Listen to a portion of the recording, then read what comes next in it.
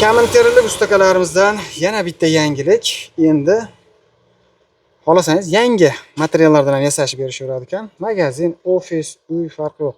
Razmerini aytsangiz bo'ldi. Bo'lmasa o'sha konteynerlardan ham yasashib berishaveradi. 6 metrlik, 12 metrlik, 260, 290 qaysi biri ma'qul kelsa zakaz beraverasizlar. O'sha magazin, ofis yo'q o'sha uylarda ham, ya'ni bog'larga, dachalarga yasasalar bo'laveradi. Mana shu ustakalarimiz ishlari albatta qo'llab-quvvatlab, bitta like bosib qo'ysalar juda ham xursand bo'lib qolardik. Albatta boshqa ijtimoiy tarmoqlarda ham jo'natib qo'ysalar kimgadir juda katta foydasi tegib qolishi mumkin.